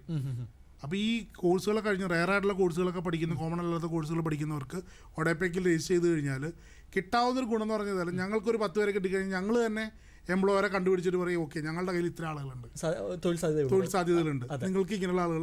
അവർക്കും അറിയില്ല, ഇപ്പോൾ എംപ്ലോയർക്കും അറിയില്ല കേരളത്തിൽ ഇങ്ങനെ ഈ കോഴ്സ് കഴിഞ്ഞ ആളുകൾ അവൈലബിൾ ആണോ എന്നുള്ളത് എംപ്ലോയർക്കും അറിയത്തില്ല. അപ്പോൾ അവർക്കും ഒരു എളുപ്പത്തിന് വേണ്ടിയിട്ടാണ് ഞങ്ങൾ ഇത് ചെയ്യുന്നത്. അപ്പം അങ്ങനെയുള്ള എല്ലാവരും ഒഡെപെക്കിൽ രജിസ്റ്റർ ചെയ്ത് കഴിഞ്ഞാൽ ധാരാളം വേക്കൻസികൾ വരുന്നതനുസരിച്ചിട്ട്, ഫ്രീക്വൻ്റ് ആയിട്ട് വരുന്നല്ല, വരുന്നതനുസരിച്ചിട്ട് നമ്മളത് കൊടുക്കുന്നതായിരിക്കും. ഓക്കെ സാർ, അതുമായിട്ട് തന്നെ ചേർത്ത് ചോദിച്ചിട്ട്, കാരണം ഈ പറയുന്നത് പോലെ വിദേശത്തേക്ക് തൊഴിലിൽ പോകുന്ന ആൾക്കാർക്ക് ഏതെല്ലാം ഘട്ടങ്ങളിലൂടെയാണ് കടന്നു പോകേണ്ടത് എന്നുള്ളത് കാര്യത്തിൽ കുറച്ച് സംശയങ്ങളുണ്ടാവും. അപ്പോൾ അതേക്കുറിച്ചിട്ട് പറയാമോ? കാരണം ഘട്ടമായിട്ട് നമ്മളത് വളരെയധികം വളരെ നല്ലൊരു ചോദ്യമാണ്. കാരണം ഇപ്പോൾ പല ഫേക്ക് ഏജൻസികൾ നിങ്ങൾ ധാരാളം കാണുന്നതാണ്. ചുമ്മാ അവിടെ അത് കിട്ടും ഇത് കിട്ടും മോഹന വാഗ്ദാനങ്ങളായിട്ട് വരും. എന്നിട്ട് അവിടെ ചെന്ന് കഴിയുമ്പോൾ ഇതൊന്നും ഉണ്ടാകത്തില്ല. അപ്പോൾ ആദ്യം ശ്രദ്ധിക്കേണ്ടത്, ഒരു നോട്ടിഫിക്കേഷൻ നിങ്ങൾ പത്രത്തിലോ അല്ലെങ്കിൽ സോഷ്യൽ മീഡിയയിലോ, ഏറ്റവും കൂടുതൽ ഞാൻ ഫേസ്ബുക്കിലോ കാണുന്നത്, ഇപ്പോൾ ഒഡെപെക്കിൻ്റെ അല്ലെങ്കിൽ നോർക്കയുടെ ഒരു പരസ്യം നിങ്ങൾ കാണുമ്പോൾ നിങ്ങൾ അതിൻ്റെ താഴെ ഒരു നമ്പർ ശ്രദ്ധിച്ചിട്ടുണ്ടാവും, ലൈസൻസ് നമ്പർ, അതിൽ ഒഡെപെക്ക് രജിസ്ട്രേഷൻ നമ്പർ. ആ നമ്പർ എന്ന് പറയുന്നത് മിനിസ്ട്രി ഓഫ് എക്സ്റ്റേണൽ അഫയേഴ്സ് തരുന്നൊരു നമ്പറാണ്. അങ്ങനെ ഏജൻസി, അതായത് ഇന്ത്യയിൽ നിന്ന് ആളെ റിക്രൂട്ട് ചെയ്യാനായിട്ട് ലൈസൻസ്ഡ് ആയിട്ടുള്ള ഏജൻസികളുണ്ട്. ഗവൺമെൻറ് ഏജൻസിയിലാണെങ്കിൽ ഇന്ത്യയിൽ 10 ഏജൻസികളേ ഉള്ളൂ. അതിൽ 2 കേരളത്തിലാണ്, ഒരെണ്ണം തമിഴ്നാട്ടിലുണ്ട്, ആന്ധ്രയിൽ 2 തെലുങ്കാന, പഞ്ചാബ് എല്ലായിടത്തുണ്ട്. അങ്ങനെ 10 ആകെ ഉള്ളത്. പിന്നെ അതുകൂടാതെ കുറേ പ്രൈവറ്റ് ഏജൻസികളുണ്ട് രജിസ്റ്റർ ചെയ്തിരിക്കുന്നത്. രജിസ്റ്റർ ചെയ്യാത്ത 10,000 ഏജൻസികളുണ്ട്. അപ്പോൾ ഇവരൊക്കെ കൊടുക്കുന്ന ഈ പരസ്യങ്ങൾ എന്ന് പറഞ്ഞു കഴിഞ്ഞാൽ ഭൂരിഭാഗവും പർട്ടിക്കുലറായിട്ടുള്ള പരസ്യങ്ങളായിരിക്കും. ആദ്യം ഒരു കാര്യം ശ്രദ്ധിക്കേണ്ടത്, ₹1 വാങ്ങിക്കഴിഞ്ഞ് കഴിഞ്ഞാൽ ഏതെങ്കിലും ഒരാൾ അഡ്വാൻസ് ആയിട്ട് നിങ്ങളുടെ ഇത് പൈസ ചോദിച്ചാൽ അത് ഫേക്ക് ആയിരിക്കും. കാരണം ഗവൺമെൻറ് തന്നെ പറയുന്നുണ്ട് 30,000 രൂപ പ്ലസ് ടാക്സ് ആണ് ഒരു റിക്രൂട്ട്മെന്റ് ചാർജസ് എന്ന് പറഞ്ഞ് വാങ്ങാൻ പാടുള്ളൂ. അതിൽ കൂടുതൽ റിക്രൂട്ട്മെന്റ് ചാർജസ് വാങ്ങാൻ പാടുള്ളൂ. നമ്മൾ ട്രെയിനിങ്ങിന് ഒരു പൈസ വാങ്ങാം, അതിൽ കുഴപ്പമില്ല. ഇപ്പോൾ ട്രെയിനിങ് നടക്കും, ലാംഗ്വേജ് പഠിക്കുന്നുണ്ട്. കാരണം ഇപ്പോൾ ജർമ്മൻ ലാംഗ്വേജ് ഇവിടെ പഠിക്കണമെന്നുണ്ടെങ്കിൽ ഇപ്പോൾ ഗോയിത്ത ഇൻസ്റ്റിറ്റ്യൂട്ടാണ് ജർമ്മൻ ലാംഗ്വേജ് കൊടുക്കുന്നത്. അപ്പോൾ അവിടെ പഠിക്കാനുള്ള ഒരു ഫീസ് വരും. ആ ഇൻസ്റ്റിറ്റ്യൂട്ടിൽ പോയി പഠിക്കുന്നവർക്ക് ഫീസ് വരും, അതിൻ്റെ എക്സാമിന് ഫീസ് വരും. ഇപ്പോൾ ഞങ്ങൾ ഇംഗ്ലീഷ് പഠിപ്പിക്കുന്നുണ്ട്, അതായത് IELTS OET പഠിപ്പിക്കുന്നുണ്ട്. ഈ OET എക്സാം ഫീ തന്നെ ഏകദേശം 35,000 രൂപ വരുന്നുണ്ട്. അത് അവരടയ്ക്കേണ്ടി വരും. അങ്ങനെയുള്ള ഫീ അല്ലാതെ റിക്രൂട്ട്മെന്റ് എന്ന് പറഞ്ഞാൽ ആരെങ്കിലും കൂടുതൽ പണം വാങ്ങുകയാണെങ്കിൽ അത് തട്ടിപ്പായിരിക്കും. അപ്പോൾ ആദ്യം where you are to apply, അതായത് എവിടെയാണ് നിങ്ങൾ അപ്ലൈ ചെയ്യേണ്ടത് എന്നുള്ളതാണ് ആദ്യം ശ്രദ്ധിക്കേണ്ടത്. അതായത് റെക്കഗ്നൈസ്ഡ് ആയിട്ടുള്ള അല്ല ലൈസൻസ്ഡ് ആയിട്ടുള്ള ഏജൻസികൾ, കഴിവതും ഗവൺമെൻറ് ഏജൻസികളെ തന്നെ അപ്രോച്ച് ചെയ്യുക, അല്ലെങ്കിൽ നല്ല രീതിയിലുള്ള പ്രൈവറ്റ് ഏജൻസികളെ അപ്രോച്ച് ചെയ്യുക. അത് കഴിഞ്ഞിട്ട് അവരോട് ഇൻ്റർവ്യൂ കാര്യങ്ങളെല്ലാം കണ്ടക്ട് ചെയ്തതിന് ശേഷം എംപ്ലോയറുടെ കയ്യിൽ നിന്ന് ജോബ് കോൺട്രാക്ട് വാങ്ങുക. അതും മസ്റ്റ് ആയിട്ടുള്ളൊരു കാര്യമാണ്. ഓഫർ ലെറ്റർ ആദ്യം കിട്ടും. ഓഫർ ലെറ്റർ കിട്ടിയതിന് ശേഷം എംപ്ലോയറിൽ നിന്ന് ജോബ് കോൺട്രാക്ട് വാങ്ങുക. ഈ ജോബ് കോൺട്രാക്റ്റിൽ നിങ്ങളോട് പറഞ്ഞ സാലറി ഉണ്ടോ ഇല്ലയെന്ന് നോക്കുക. അത് ചിലപ്പോൾ പല കമ്പോണൻ്റ് ആയിരിക്കും. ഇപ്പം നമ്മൾ 5,000 ദിർഹംസാണ് സാലറി എങ്കിൽ അതിൻ്റെ ഒരു 40% ആയിരിക്കും ബേസിക് സാലറി, പിന്നെ HRA, പിന്നെ അതർ അലവൻസ് എന്നൊക്കെ പറഞ്ഞ് സ്പ്ലിറ്റപ്പ് ഉണ്ടാവും. അത് കുഴപ്പമുണ്ടാവില്ല. പക്ഷേ നമ്മൾക്ക് പറഞ്ഞാൽ നെറ്റ് സാലറി കിട്ടുന്നുണ്ടോ അല്ലെങ്കിൽ ഗ്രോസ് സാലറി ഉണ്ടോ ഇല്ലയോ എന്നുള്ളത് നമ്മൾ ചെക്ക് ചെയ്യണം. അതിനുശേഷം മാത്രമേ പോകുള്ളൂ. പിന്നെ പോകുമ്പോൾ നമ്മൾ വിസ കാര്യങ്ങളെല്ലാം ശ്രദ്ധിക്കണം. പിന്നെ ടിക്കറ്റ് ഏത് ഡെസ്റ്റിനേഷൻ, നമ്മൾ പറഞ്ഞ ഡെസ്റ്റിനേഷൻ, ഇപ്പോൾ ദുബായിലേക്കാണെങ്കിൽ UAE എവിടെയാണെങ്കിൽ ചിലപ്പോൾ പോകാൻ പറ്റുമായിരിക്കും. അപ്പോൾ ആ ഡെസ്റ്റിനേഷൻ നോക്കുക. അപ്പം അങ്ങനെയുള്ള കാര്യങ്ങൾ ഒരുപാട് ശ്രദ്ധിക്കാറുണ്ട്. നമ്മുടെ പാസ്പോർട്ടിനകത്ത് ഇമിഗ്രേഷൻ ക്ലിയറൻസ് വേണ്ടതാണോ? ഇപ്പം ഇമിഗ്രേഷൻ ക്ലിയറൻസ് പാസ്പോർട്ടിൽ ആവശ്യമില്ലെങ്കിൽ കൂടിയും ഒരു നേഴ്സ് ജോലിക്ക് പോകുന്ന ഒരു ഇമിഗ്രേഷൻ ക്ലിയറൻസ് എടുത്തേ പോകാൻ പറ്റൂ. അതൊരു നിയമമാണ് നമ്മുടെ. അതുകൂടാതെ 10ാം ക്ലാസ് പാസ്സാകാത്തവർക്ക് ഇമിഗ്രേഷൻ ക്ലിയറൻസ് റിക്വയർഡ് എന്ന് പറഞ്ഞാൽ അവരുടെ പാസ്പോർട്ടിൽ പ്രിന്റ് ചെയ്തിട്ടുണ്ട്. അങ്ങനെയുള്ള ആളുകളും അത് ശ്രദ്ധിക്കാതെ ഏതെങ്കിലും ഒരു ഏജൻസി വഴി ഞാൻ 50,000 രൂപ കൊടുത്ത് ഞാൻ കയറ്റിവിടാം അല്ലെങ്കിൽ 1,00,000 കയറ്റിവിടാം എന്ന് പറയുന്നത് നടക്കില്ല. പ്രാക്ടിക്കലി നമ്മുടെ ഒരു എയർപോർട്ടിൽ നിന്നും അങ്ങനെ കയറി പോകാൻ പറ്റത്തില്ല. പിന്നെ പണ്ട് മാമുക്കോയ പറഞ്ഞ പോലെ മറ്റേ കാലിഫോർണിയയിലേക്ക് പോകുന്ന ഉരു നമ്മൾ തിരിച്ച് അങ്ങനെയുള്ള പറ്റിക്കലൊക്കെ ഉണ്ടെങ്കിലോ, അല്ലാതെ പ്രോപ്പറായിട്ട് ഒരിക്കലും ഒരു വിദേശ രാജ്യത്തേക്ക് പോകാൻ സാധിക്കില്ല. ഓക്കെ സാർ, ഞാൻ ഒന്ന് ഇടപെടുകയാണ്, നമുക്ക് മറ്റൊരു പ്രേക്ഷകൻ ചേരുന്നു. നമസ്കാരം, സാമൂഹ്യ പാഠത്തിലേക്ക് സ്വാഗതം. പേര് പറയാമോ? ഹലോ. പേര് പറഞ്ഞോളൂ.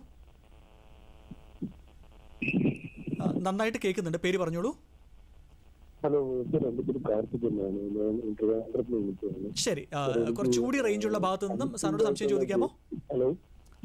സംസാരത്തിൽ അത്ര വ്യക്തമല്ല, കുറച്ചുകൂടി റേഞ്ചുള്ള ഭാഗത്ത് നിന്ന് സംസാരിക്കാമോ? ശരി, സംശയം ചോദിച്ചു. നന്നായിട്ട് കേൾക്കാം, പറഞ്ഞോളൂ. സാർ, എനിക്ക് അൺസ്കിൽഡ് ആയിട്ടുള്ള ജോബിന് എവിടെയൊക്കെയാണ് ഓപ്പർച്യൂണിറ്റീസ് ഉള്ളതെന്ന് അറിയണം സാർ. നമ്മൾ ഒരുപാട് ഏജൻസിയായിട്ട് ഇങ്ങനെ യൂറോപ്യൻ കൺട്രീസിലൊക്കെ കൊടുക്കുന്ന ഭയങ്കര ഫേക്ക് ആയിട്ടുള്ള ഒരുപാട് ഏജൻസി. ശരി, എന്ത് തരത്തിലുള്ള ജോബ് എന്നാണ് പറഞ്ഞത്? അൺസ്കിൽഡ് ആയിട്ടുള്ള ലൈക്ക് ഹൗസ് കീപ്പിംഗ്, വെയിറ്റർ, അതുപോലുള്ള ഹോട്ടൽ ഫീൽഡ് റിലേറ്റഡ് ആയിട്ടുള്ള അങ്ങനത്തെ. ശരി, എനിക്ക് തോന്നുന്നു എനിക്ക് മനസ്സിലായ ചോദ്യം മനസ്സിലായി. അൺസ്കിൽഡ് ആയിട്ടുള്ള ആളുകൾക്ക് എവിടേക്കാണ് ഓപ്പർച്യൂണിറ്റികൾ, എങ്ങനെയാണ് അതിനെ അപ്രോച്ച് ചെയ്യേണ്ടതെന്നാണ് അദ്ദേഹം ചോദിച്ചത്. അതായത് ഇപ്പോൾ ഗവൺമെൻറ്റിൻ്റെ നിയമപ്രകാരം നമ്മളിപ്പോൾ ഒരു ഹൗസ് മെയ്ഡായിട്ട് പോവുകയാണെന്ന് വിചാരിക്കുക. ഗവൺമെൻറ് ഏജൻസികൾക്ക് മാത്രമേ ഹൗസ് മെയ്ഡുകളെ എമിഗ്രേഷൻ ക്ലിയറൻസ് നൽകി അയക്കാനുള്ള ഒരു പെർമിഷൻ ഇന്ത്യ ഗവൺമെൻറ് നൽകിയിട്ടുള്ളൂ. ഗവൺമെൻറ് ഏജൻസി വഴി മാത്രമേ പോകാൻ പറ്റൂ. നേരത്തെ ഞാൻ പറഞ്ഞ പോലെ ലൈസൻസ്ഡോ അല്ലെങ്കിൽ നോൺ ലൈസൻസ്ഡോ ആയ ഏജൻസികൾ വഴി നിങ്ങൾക്ക് ഒരു ഹൗസ് മെയ്ഡായിട്ട് ഈ ഇമിഗ്രേഷൻ ക്ലിയറൻസ് റെക്കോർഡ് ആയിട്ടുള്ള 18 രാജ്യങ്ങളിലേക്ക് പോകാൻ സാധിക്കില്ല. അത് വളരെയധികം ശ്രദ്ധിക്കേണ്ട ഒരു കാര്യമാണ്. പിന്നെ 19ഓളം കാറ്റഗറീസ് ഉണ്ട്. അതായത് ഇപ്പോൾ ഗാർഡനർ, അതുപോലെ കുക്ക്, ഇങ്ങനെയുള്ള ധാരാളം ഓപ്പണിങ്സ് ഉണ്ട് ഒഡൈപെക്ക് ത്രൂ പോകാനായിട്ട്. നിങ്ങൾ ഒഡൈപെക്കിൽ കോൺടാക്ട് ചെയ്ത് കഴിഞ്ഞാൽ എന്തായാലും നിങ്ങൾക്ക് ഇങ്ങനെയുള്ള ജോബ് ഓപ്പർച്യൂണിറ്റീസ് അവൈലബിൾ ആണ്. ഇല്ലെങ്കിൽ നോർക്കയിൽ കോൺടാക്ട് ചെയ്ത് കഴിഞ്ഞാൽ ഇങ്ങനെയുള്ള ജോബ് ഓപ്പർച്യൂണിറ്റീസ് അവൈലബിൾ ആണ്, പോകാൻ സാധിക്കും. അപ്പോൾ നിങ്ങൾ ഏതിലാണോ സ്കിൽഡ് എന്നുള്ള ഒത്തിരി കുക്കിൻ്റെ ഓപ്പർച്യൂണിറ്റി ഞങ്ങൾക്ക് വന്നിട്ടുണ്ട്. കുക്കായിട്ട് പോകുന്ന ആളുകൾ, ഈ അറബിക് ഹൗസുകളിലേക്ക് കുക്കായിട്ട് പോകുന്ന ആളുകളുണ്ട്. അപ്പോൾ അവർക്ക് ഈ അറബിക് ഫുഡ് ഉണ്ടാക്കാൻ അറിഞ്ഞിരുന്നാൽ മതി. അതിന് വേറെ പ്രത്യേകിച്ച് സ്കിൽ ടെസ്റ്റോ കാര്യങ്ങളൊന്നും വേണ്ടി വരുന്നില്ല. അതുപോലെ ഗാർഡനർ, അതുപോലെ പിന്നെ കുതിരേനെ നോക്കുന്ന ആൾക്കാർ, അങ്ങനെയുള്ള ജോലികളൊക്കെ ഉണ്ട്. ഒത്തിരി ജോലികൾ അങ്ങനെയുള്ളതൊക്കെ വരുന്നുണ്ട്. അപ്പോൾ ഗവൺമെൻറ് ഏജൻസി വഴി മാത്രമാണ് ഇങ്ങനെയുള്ള ജോലികൾ നിങ്ങൾക്ക് പോകാൻ പറ്റത്തുള്ളൂ. എമിഗ്രേഷൻ ക്ലിയറൻസ് റെക്കോർഡായിട്ടുള്ള ഈ ജോലികൾ ഹൗസ് മെയ്ഡിനെല്ലാം ഗവൺമെൻറ് ഏജൻസി വഴി മാത്രമേ പോകാൻ സാധിക്കുകയുള്ളൂ. സംശയം മാറിയെന്ന് വിശ്വസിക്കുന്നു. വിളിച്ചതിന് വളരെയധികം നന്ദി. സർ, നമുക്കൊരു ഇടവേള എടുക്കേണ്ട സമയമായിരിക്കുകയാണ്. സാമൂഹ്യ പാഠത്തിൽ ഇനിയൊരു ചെറിയ ഇടവേള.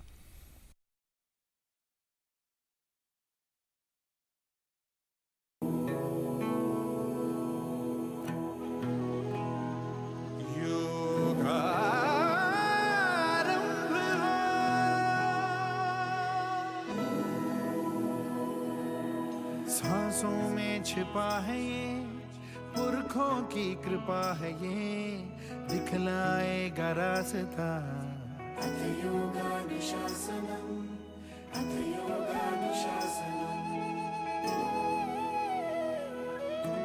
दुनिया में प्रसिद्ध जो, अपने आप सिद्ध जो, रखना इस पे आस था।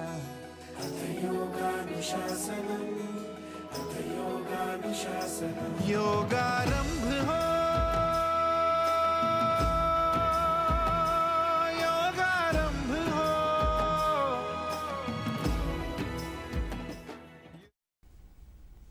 വീണ്ടും സ്വാഗതം സാമൂഹ്യ പാഠത്തിലേക്ക്.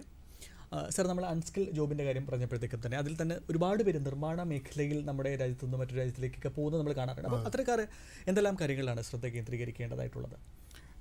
നിർമ്മാണ മേഖലയും ഇതേ പറയുന്ന പോലെ ധാരാളം ഓപ്പർച്യൂണിറ്റീസ് ഇപ്പോൾ വരുന്നുണ്ട്. ഞാൻ നേരത്തെ ഒരു എക്സാമ്പിൾ പറഞ്ഞ പോലെ ഒരു എക്സാമ്പിളായിട്ട് തന്നെ പറയാം. ജപ്പാനിലാണെങ്കിൽ നമുക്ക് 2 തരം പ്രോഗ്രാമാണുള്ളത്.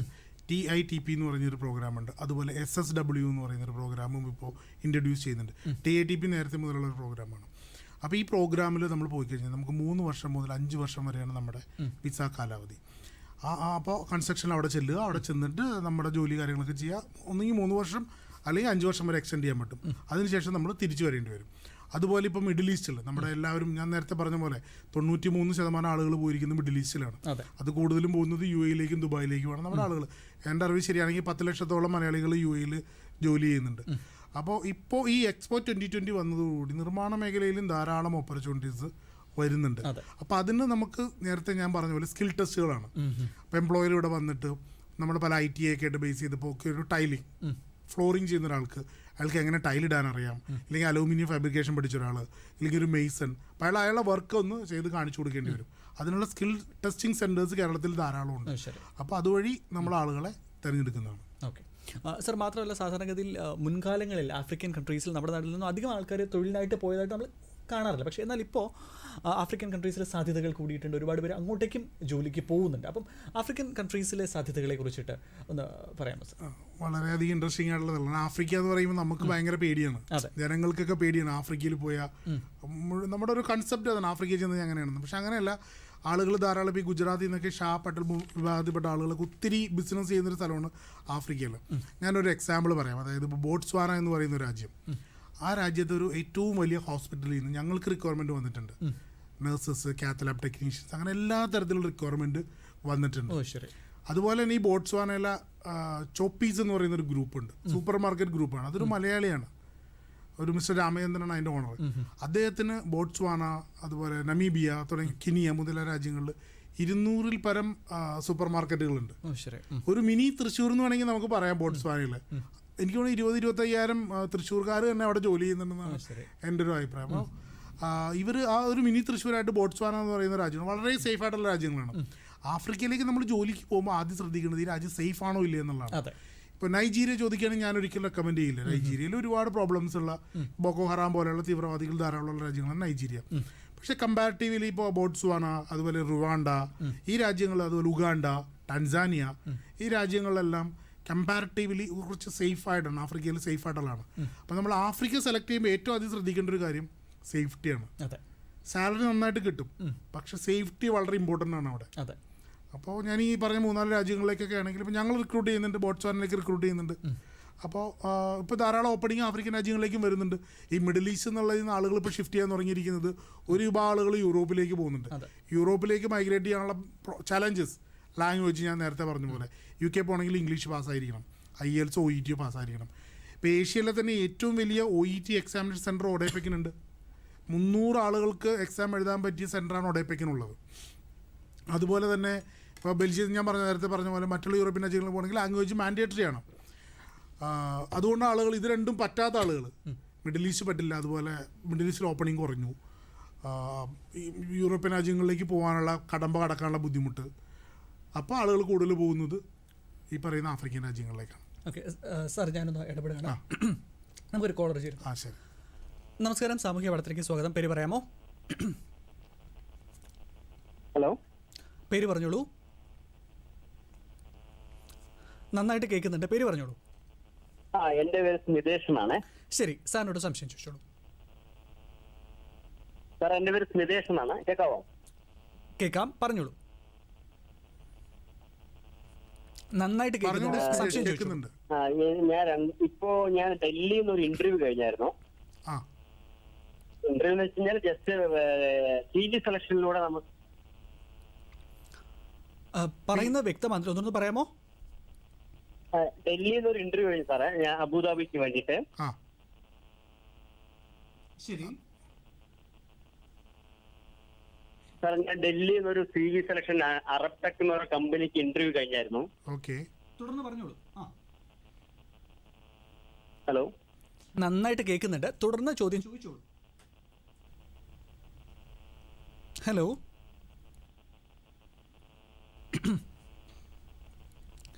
എനിക്ക് കേൾക്കുന്നുണ്ട്, പറഞ്ഞോളൂ. ഞാനൊരു ഇന്റർവ്യൂ കഴിഞ്ഞു ഡൽഹിയിൽ നിന്ന് ഒരു ഏജൻസി വഴി. അപ്പൊ അതിലിപ്പോ അവര് എൻട്രി വിസയാണ് നമുക്ക് അബുദാബിക്ക് തരുന്നത്. അത് കഴിഞ്ഞിട്ട് നമുക്ക് അവരൊരു എൻട്രി വിസയ്ക്ക് ഒരു 30 ദിവസത്തെ കാലാവധി ഉണ്ടല്ലോ. അതെ.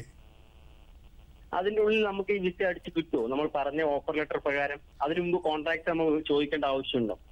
ആ കോൺട്രാക്ട് നിങ്ങൾക്ക് നേരത്തെ വാങ്ങാവുന്നതാണ്. കോൺട്രാക്ട് അവിടെ ജനറേറ്റ് തരുന്നതാണ് നല്ലത്. കാരണം നിങ്ങൾ അവിടെ ചെന്ന് കഴിഞ്ഞിട്ട്, കാരണം നിങ്ങൾ പോകുന്നത് ഒരു വിസിറ്റ് വിസയിലല്ലേ. വിസിറ്റ് വിസയിൽ പോയി കഴിഞ്ഞ് കഴിഞ്ഞാൽ അത് കൺവേർട്ട് ചെയ്ത് തരേണ്ട എംപ്ലോയർ അത് നിങ്ങൾക്ക് ചെയ്തു തന്നില്ല, അല്ലെങ്കിൽ ആ പറയുന്ന ഓഫർ നിങ്ങൾക്ക് തന്നില്ല. അതുകൊണ്ട് എപ്പോഴും ഇപ്പം ഞാൻ നേരത്തെ പറഞ്ഞ പോലെ എംപ്ലോയറും എംപ്ലോയിയും തമ്മിലാണ് കോൺട്രാക്ട്, അല്ലാതെ ഏജൻറ്റിന് അതിനകത്ത് യാതൊരു റോളും ഇല്ല. ഇപ്പം ഞങ്ങൾ ത്രൂ പോകുന്ന ആൾക്കാരാണെങ്കിൽ അവർ എംപ്ലോയറായിട്ടാണ് അവർ കോൺട്രാക്ട് സൈൻ ചെയ്യുന്നത്. അപ്പോൾ ആ കോൺട്രാക്ട് സൈൻ ചെയ്ത് പോകുന്നതാണ് നല്ലത്. ഒമാനിലേക്ക് നേരത്തെ പോയപ്പോൾ കോൺട്രാക്ട് പേപ്പർ നമുക്ക് ഇവിടെ പ്രൂഫായിട്ട് കിട്ടിയിട്ടുണ്ടായിരുന്നു. അത് വാങ്ങിയിട്ട് പോകുന്നതാണ് സ്മിജേഷ എപ്പോഴും നല്ലത്.